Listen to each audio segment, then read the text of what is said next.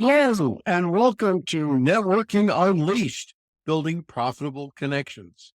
Welcome back to the show, folks. I'm your host, Michael Forman, and you're listening to the podcast where networking is more than just awkward handshakes and bad coffee.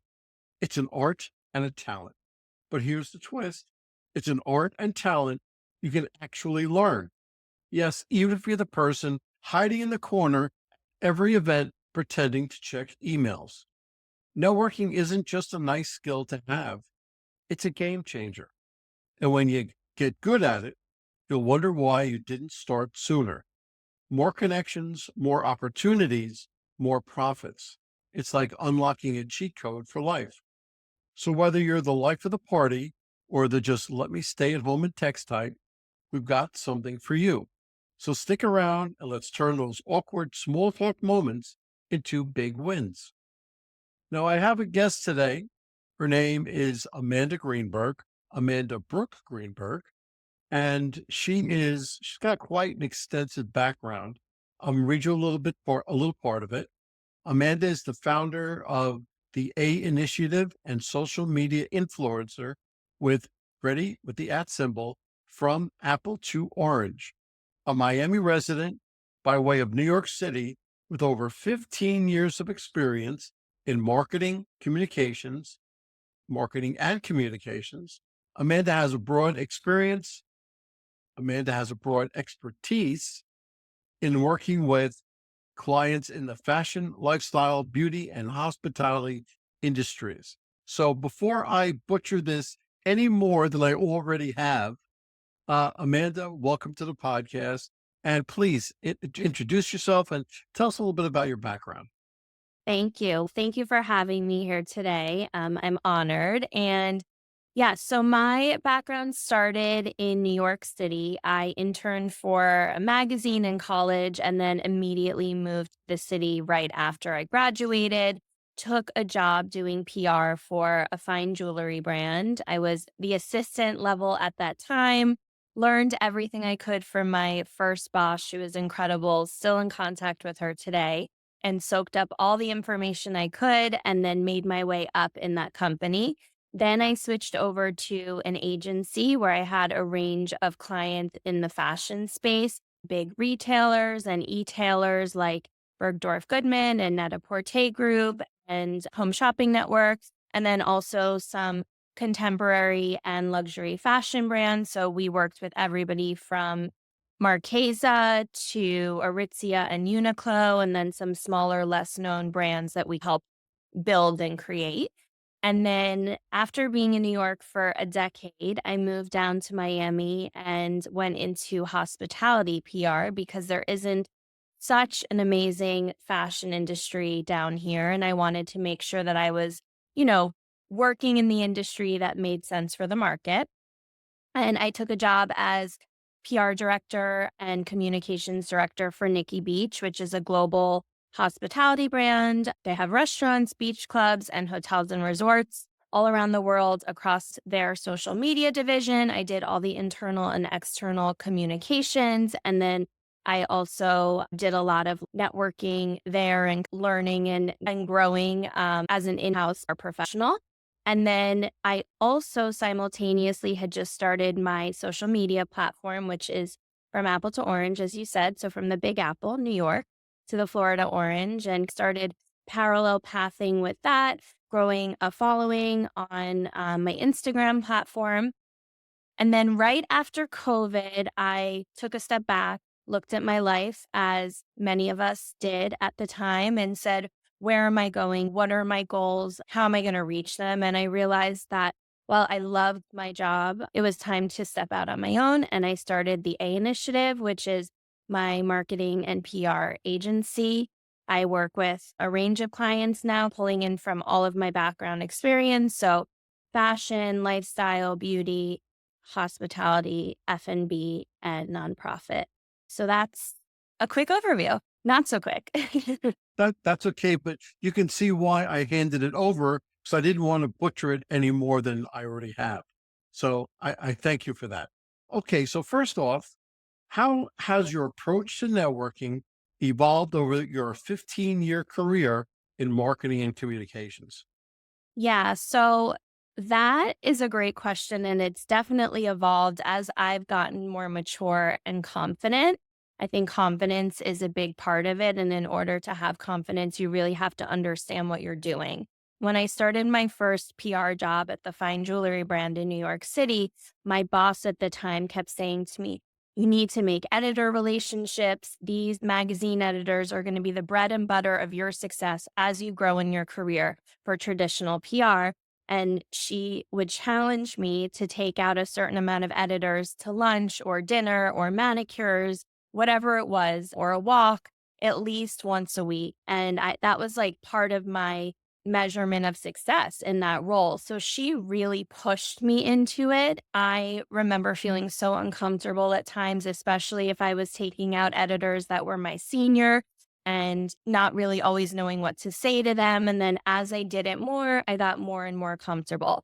Now, over 15 years later, I feel like I can walk into a room, commands the attention of a conversation as I need to learn from people that I'm speaking with. And I'm a completely different type and style of networker at this point. Yeah, everybody has that certain somebody that kind of pushed them, that was either their mentor or something else, but everybody has that person. And it sounds like she was very good to you and pushed you in the right direction. Yeah, she was great to me. And when I went out and started my own agency, she actually is the first person that really threw me business and let me also work on some of her clients so that I could get my footing. So I am forever appreciative and indebted to her. Wow, that's great. Yeah. Okay, so let's change it to your industry itself. How does networking differ in the fashion, lifestyle, beauty, and hospitality industries compared to other sectors? It's much more casual. I think that even going on a job interview in this industry is much more casual than I would imagine a finance interview or a legal interview or a medical professional. For fashion, for example, the way you show up, what you're wearing matters. If you want to look and feel the part for whatever job you're trying to get. And it's similar with networking, right?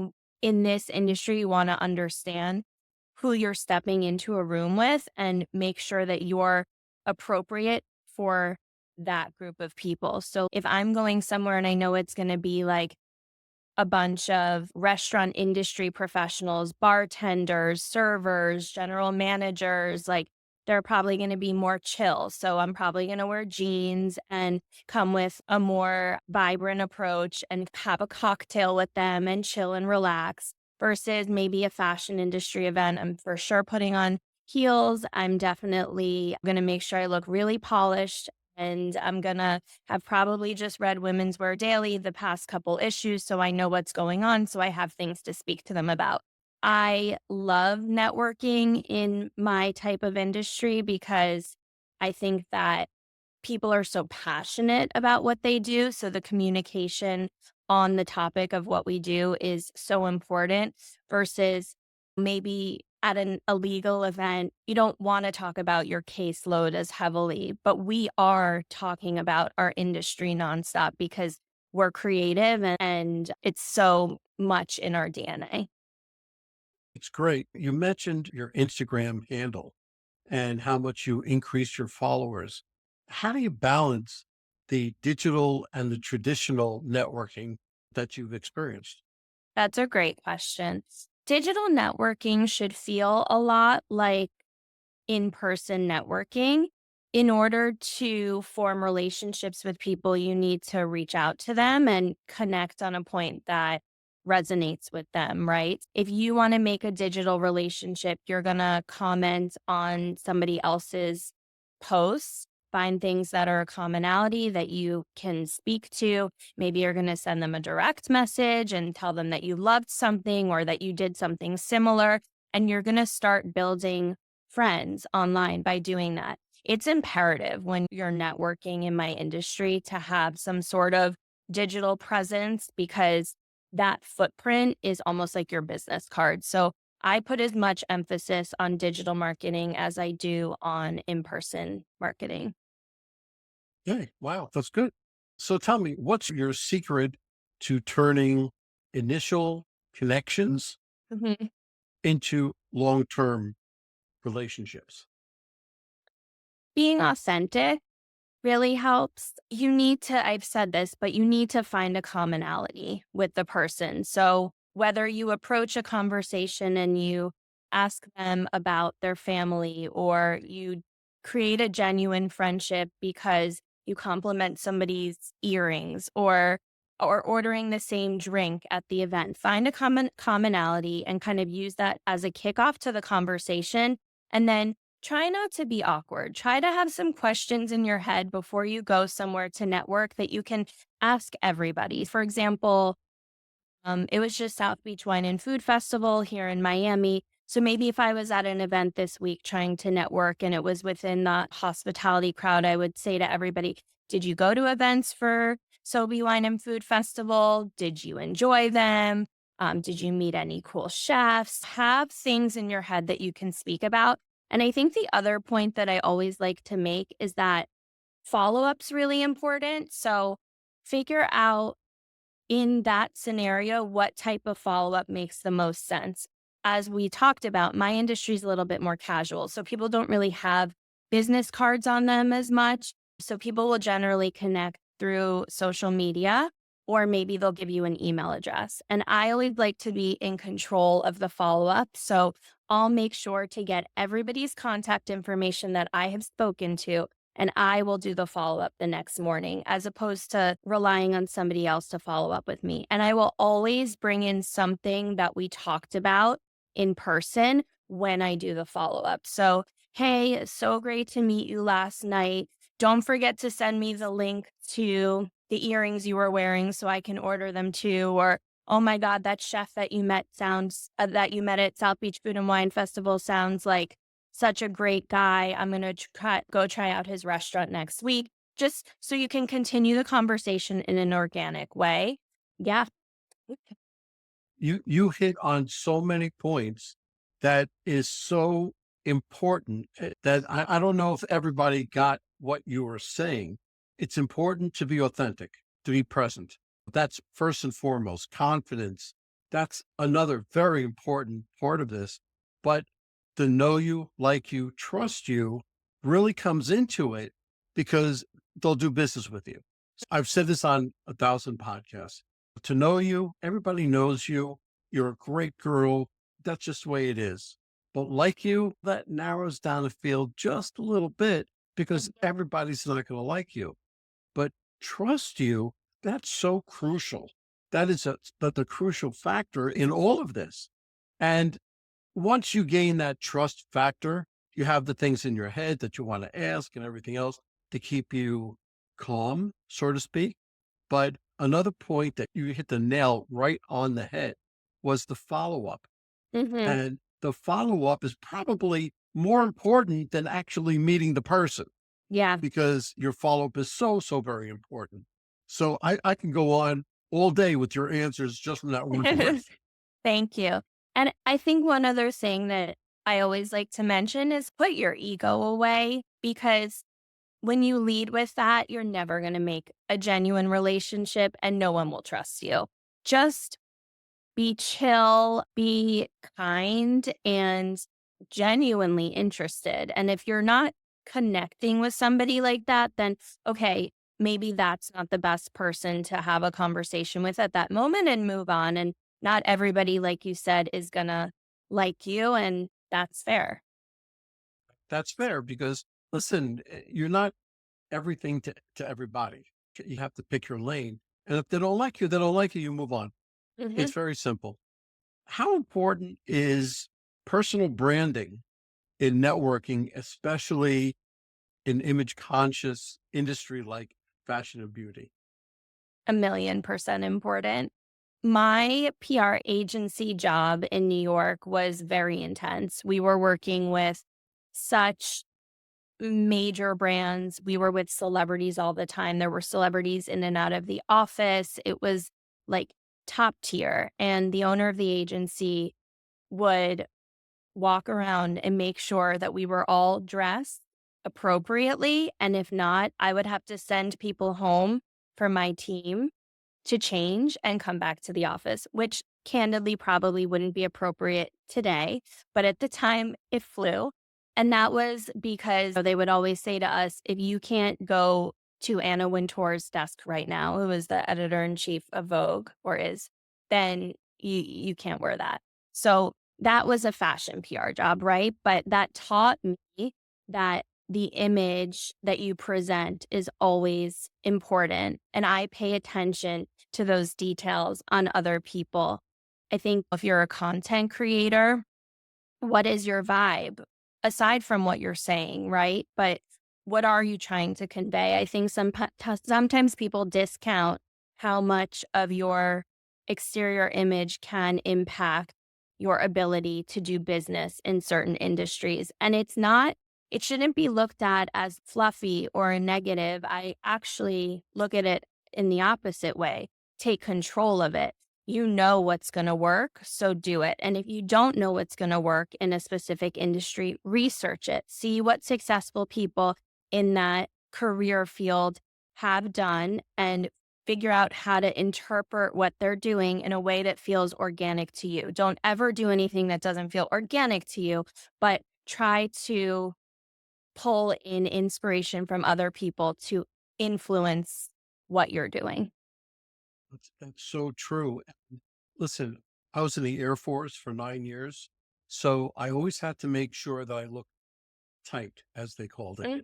But when I got out of the Air Force and into corporate, I realized that I would look at somebody, but I would look down at their shoes and see whether or not they had polished shoes. Not today's day that they were sneakers with suits, and I don't know. I don't get all that. But you look down at their shoes. If their shoes are polished and clean, then they're okay that they dressed appropriately. If they're dressed nicely but unpolished shoes, then that leaves the door open a little bit. But yep, that's my way. Nails Um, also a big one for me. On a man, are your nails like kempt? You know, is there dirt under your nails? Because I don't want somebody cooking for me that has dirt under their nails. I wouldn't want my doctor having dirt under their nails. So that's like a huge one for me.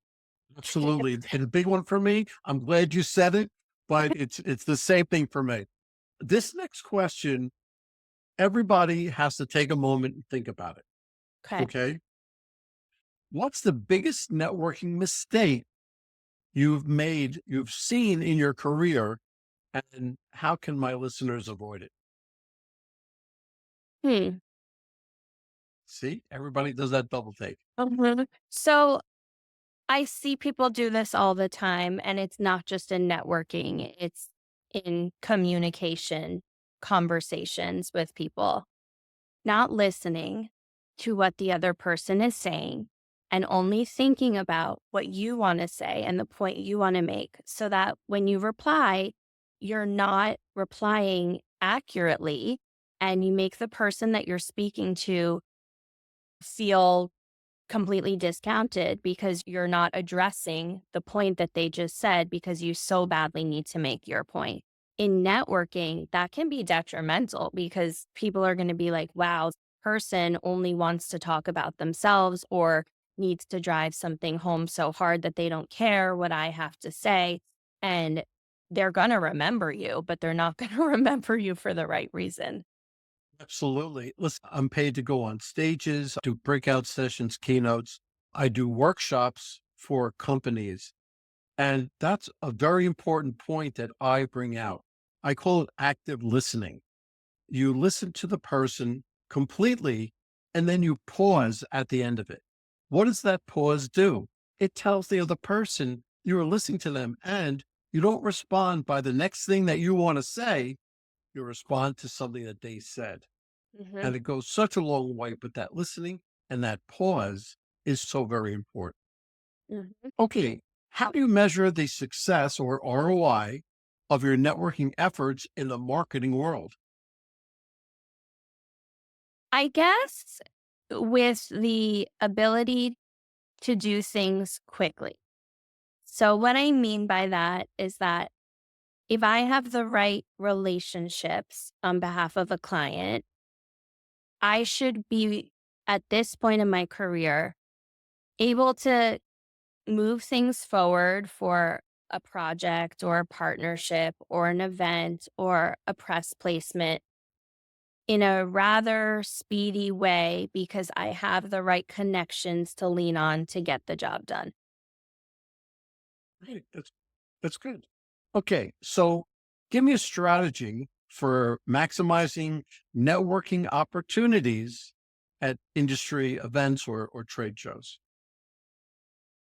So, again, it's dependent on the industry, but generally speaking, I would say walk into the room, survey the room, look around, take it in, maybe walk to the bar, get a drink, even if it's a cup of water, just so you have something in your hand, and figure out who you want to speak to, and then observe for a second, and then walk over to them, try to start a conversation. If they're already speaking to a group of people, maybe you pause and you listen to what they're saying and you figure out how you can actually get involved in that conversation. If it's a one on one conversation, do what I said before, which is have something in your head in advance that you can say to them or compliment them on something. And then wrap that up, get their contact information, and move on to the next person. If you're in a networking situation like that, I imagine your objective is to speak to as many people in the room as possible, or that's what my objective would be.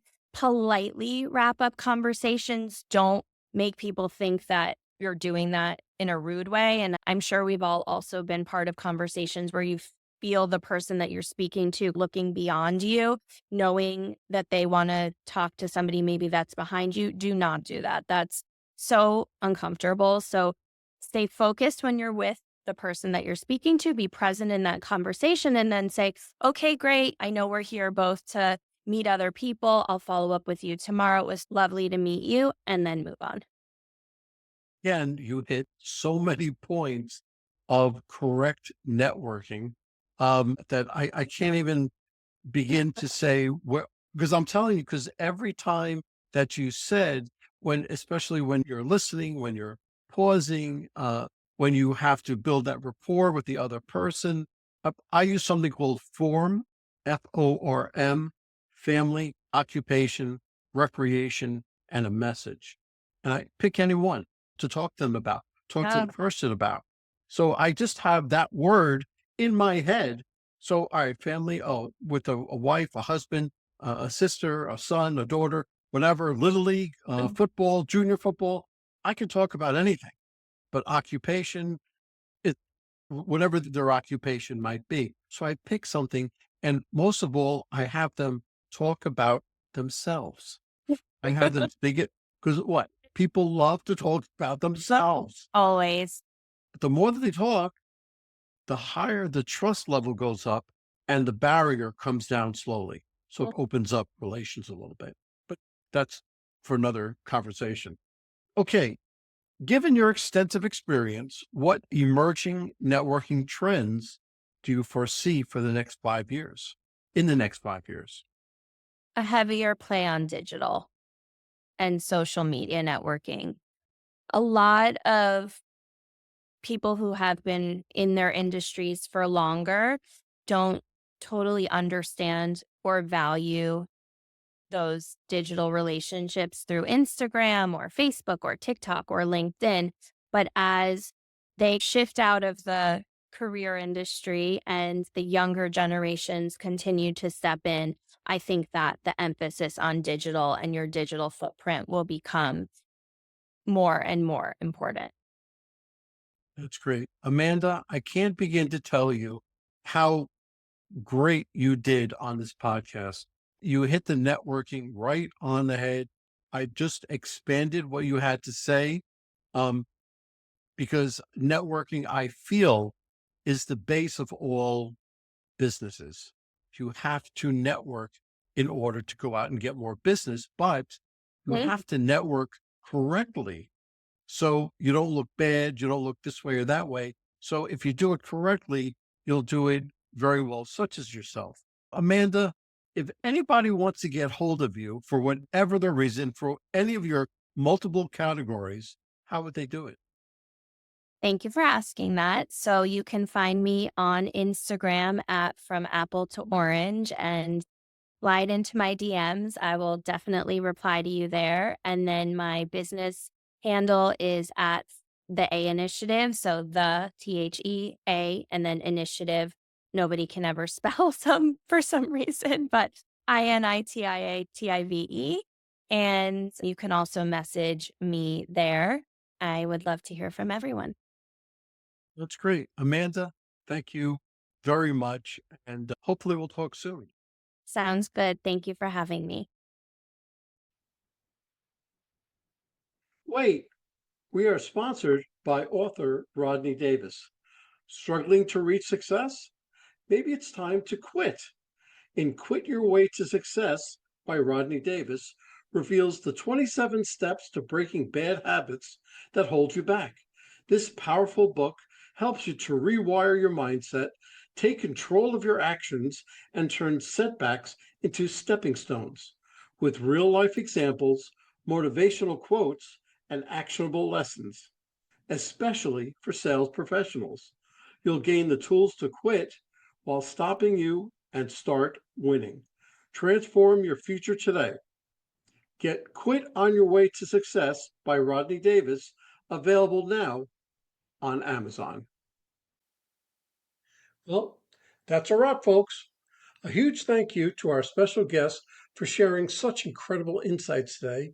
And of course, a big shout out to you, our amazing listeners, for tuning in and spending your time with us. Remember, networking isn't about being perfect, it's about being present. So take what you've learned today, get out there, and make some meaningful connections. If you enjoyed this episode, don't forget to subscribe, leave us a review, and share it with someone who could use a little networking inspiration. Let's keep the conversation going. You can find me on Apple, Spotify, YouTube, or my website, michaelaforman.com. Remember, until next time, keep practicing, keep connecting, and keep building those relationships. This is Michael A. Forman signing off. Take care and happy networking.